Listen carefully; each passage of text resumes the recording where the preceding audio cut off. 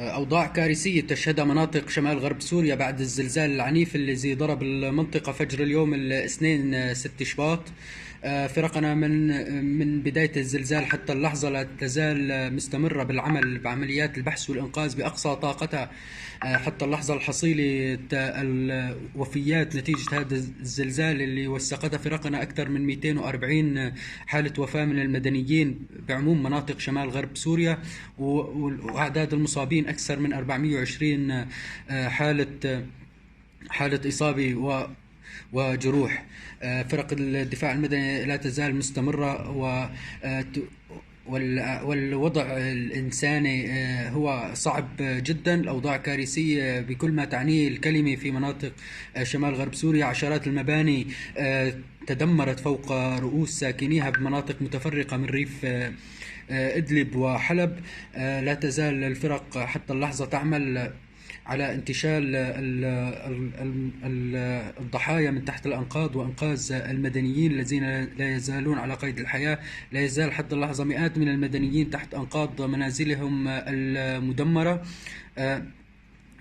تزامن مع عاصفة ثلجية ومطرية تضرب مناطق شمال غرب سوريا. أيضا الآن تزيد من المعاناة، تزيد من الواقع الصعب الذي تعيشه المنطقة بسبب سنوات الطويلة من حرب قوات النظام وروسيا عليها. أكثر المناطق التي شهدت أضرار وانهيارات في المباني جراء الزلزال هي في ريف إدلب. مدينة إدلب انهارت 3 أبنية فيها، وفي ريف جسر الشغور أيضا انهارت مباني كاملة فوق رؤوس ساكنيها.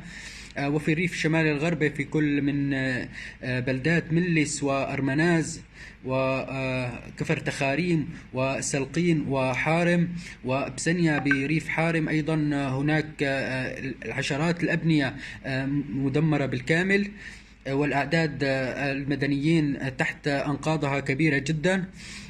بالنسبة أيضا لريف إدلب أيضا الشرقي والشمالي، فرق الدفاع المدني السوري لا تزال مستمرة بالبحث عن ناجين تحت الأنقاض في كل من سرمدة ودانة بريف إدلب الشمالي وترمانين والأتارب بريف حلب الغربي. أيضا هناك عشرات المباني المدمرة بشكل كلي في جنديرس بريف حلب الشمالي، وأعداد الضحايا فيها كبير جدا. لا تزال فرقنا تعمل حتى اللحظة ولا يوجد إحصائية دقيقة. الإحصائية التي قلت لك أكثر من 240 حالة وفاة هي إحصائية تزداد في كل لحظة، هي قابلة للزيادة بشكل كبير بسبب الأعداد الكبيرة للمدنيين الذين لا يزالون تحت الأنقاض.